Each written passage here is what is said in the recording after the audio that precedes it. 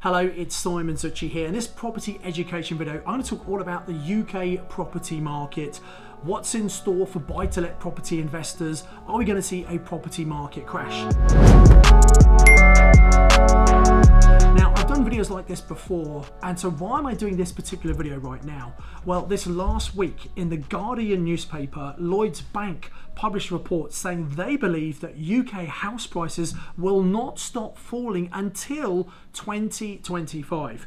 There's a very prominent other property educator. I received an email this week saying he believes that property prices will actually crash by 15% in the next few months. Now, what's going to happen to property prices? The reality is that nobody knows what's going to happen. But I think there's important factors I want to talk about so you can understand what we can do in this time of massive uncertainty for the UK property market.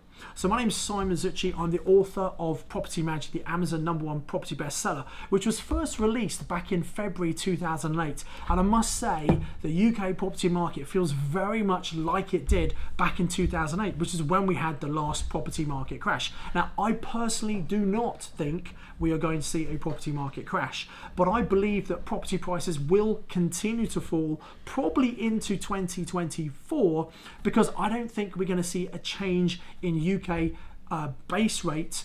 So it's not going to come down. It might go up actually slightly, but it's not going to come down probably until we get into 2024. And what's happened over the last couple of years, we've seen these interest rate hikes, which means that for many people, many property investors, the amount they're paying on their mortgage is actually more than they are getting in rental income coming in. So you've got lots of investors who actually negative cash flow on their buy-to-let properties. Now that's not a good situation to be in. Add that to the double whammy effect of Section 24, which the government brought in April 2017, whereby we as property investors are now treated differently to other business owners. As I said in my last video, I think it's very unfair, in fact discrimination against property owners. But the point is, if you own property in your own name, which most people did, and there are about 2 million landlords in the UK, it was the most tax efficient way of doing it. And if you have a mortgage, and again, probably about 75% of properties in the UK have mortgages, and if you're a higher rate taxpayer, which not all but many property investors are, it means you're going to pay a lot more tax on your property income. So this is one of the reasons that many property investors are selling up, or the landlords are selling up, and this means more property coming onto the market. The fact that there are more sellers than there are buyers, that's why prices are coming down. It's simple economics really. Now what you have to remember is we live on this island with a limited amount of accommodation and an increasing population. My last video I was talking all about the fact that Labour are saying that they're going to make, they're going to build 1.5 million homes over the next 5 years if they get into power. That's 300,000 a year. And by the way, that figure is very close to what the Conservatives estimate. They say we also need 300,000 a year. But reality is we're not building anywhere near that. We're making about 150,000 at the moment. And my question to both the Labour Party and also to the Conservative government is, well, where on earth are you going to get the skilled labour from to actually build these properties? Labour are talking all about having to work with the planning departments to relax the planning laws, and that might help a little bit, but you still need to find people to actually build the property. You still need materials to build it all, and actually it's also the local councils need support in the planning departments, which are massively understaffed. Planning permission is taking a ridiculously large amount of time to get through at the moment. So there's lots of problems broken in the property market right now.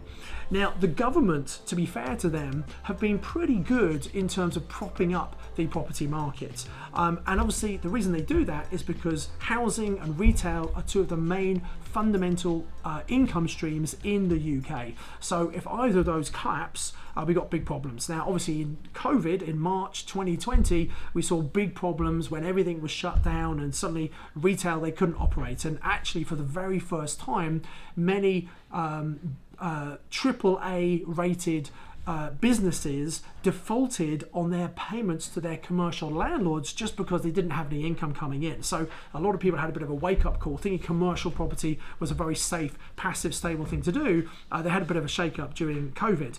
And as far as property is concerned, the UK government stepped in and intervened by doing two things. They introduced the stamp duty holidays, which stimulated the lower end of the market, and also they had the bounce back and CBIL loans, which are designed to help support businesses, but a lot of that money wasn't supposed to go into property, but I think it worked its way into the property market. So this caused the unexpected boom in property prices during the COVID years. Now, in reality, the Bank of England predicted in May 2020 that property prices could come down by 16% because of COVID and the pandemic. And that's why the government reacted. And I think they did a pretty good job, to be fair, to actually stimulate the property market. So the question is, will the UK government do something to stimulate the market? Now, they're talking about this helping to support first-time buyers with this idea that they could put down just 5% deposit and there'll be some sort of insurance or government-backed scheme to help them to get on that property ladder. And that is a great idea. I think that's a really good thing. I don't think it's been that much uptake. It's not actually a new idea. But the point is, it's not just the deposit. The problem we have right now is the high interest rates, or rather the relatively high interest rates. You see, before the property crash, we had a situation where Bank of England base rates were about 5.5%, 6%. This was mid 2000s, and it's only when we went into the last property market crash and the recession in 2009 that interest rates came down. Then we had a whole decade where interest rates were pretty much 0.5%. And what happened, many buy-to-let landlords got very used to having this very low interest rate, and they're making really good money on their investment properties. Now, the challenge is, in 2022, when the interest rates started to go up, because the Bank of England would use interest rates as a macroeconomic tool to control inflation. Inflation was over 10%, and they had to put those rates up, obviously. And it certainly worked. It slowed the economy down. That's why they put interest rates up. But the question is, when are interest rates going to come down? Now, personally, I don't think we're going to see interest rates come down until probably the beginning or maybe even halfway through 2024. So I can't see having a slowdown in this falling property market, certainly until mid-2024. I'm not as pessimistic as the Lloyds Group, who think it's going to keep falling until 2025. Having said that, Lloyds do own Halifax, which is the biggest lender in the UK for mortgages, so they've got a pretty good insight into what's actually happening in terms of borrowing. And they're seeing things slow down. A lot of estate agents I speak to say the market's really slowing down. There are some things selling, but fundamentally, if affordability is a problem in terms of mortgages, it means people aren't going to be able to move forward. So what does all of this mean for you and your property investing? Well, if there are less people buying property because the market's coming down, a lot of amateur investors say, well, let's wait and see what happens. It means there's not as much competition right now. So yes, there are some challenges. Yes, it's not easy right now to get finance, but actually it's very straightforward to find incredible deals. And what you should be doing as an investor, I think you should be getting out there and finding really great deals. And if you don't know what to do, that might be a skill set you want to acquire, because learning how to find really great property deals in your area is probably the number one skill I think you need to adapt to become a successful investor. What it means is when you're finding really good property deals, you can find great deals for yourself, and obviously you're going to keep the best deals. But here's the point. If you're finding lots of deals, you're only going to be able to do a certain number because you'll have a certain bandwidth capacity, a certain amount of money before you'll run out of deposit funds. So if you're finding good deals that you don't want, you can take those deals and pass them on to other property investors. There are lots of people who want to invest, but they don't have the time or the money or the knowledge on how to find great deals. Now, obviously, everybody's having the problem of mortgages taking a long time and affordability tests. But if you're using strategies such as HMOs, housing multiple occupation, and serviced accommodation, which is a short-term lets, they have very, very high income, so it is possible to get finance on those right now. There are also strategies where you don't need to get mortgages, such as rent to rent, and the even better strategy, purchase lease options, where you get cash flow and potential equity growth from a property that you don't actually own. So when you have the correct knowledge, there's always a way for you to invest no matter what is happening in the property market. And in fact, if there's uncertainty, if there's turmoil, that is actually a good thing for you, because it means there's less competition. So that's my message to you really in this video. I think you want to educate yourself, you want to get out there and secure some fantastic deals. Keep the best ones yourself, sell the ones you don't want to other people. Now, if you do sell deals, you do need to be what's called a compliant deal sourcer. Very briefly, you should be registered with someone like the PRS, the Property Regist Scheme. You should be registered with the ICO, the Information Commission Officer. You should be registered with HMRC, so you do the anti-money laundering checks if you're accepting money from people.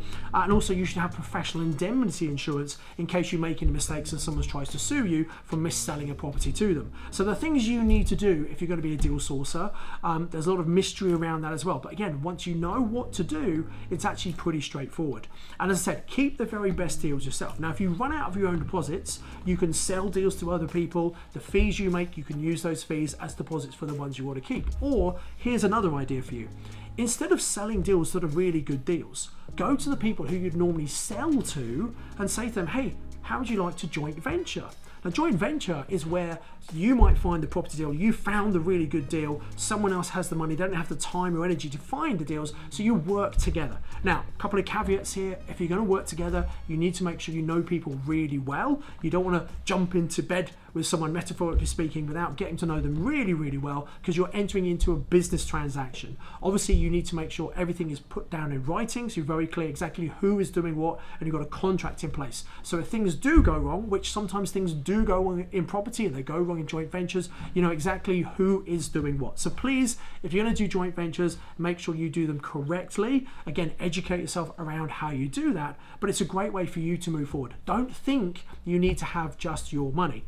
However, if you're going to put someone else's money in, there's got to be enough profit in there for you and also for them to make it worth their while. So it comes back again to make sure you're finding really good property deals. If you're not finding good property deals in your area, it's going to be very difficult to get other people to come and fund those deals for you, because they need to make a profit from the buy-to-let property as well as you need to make a profit.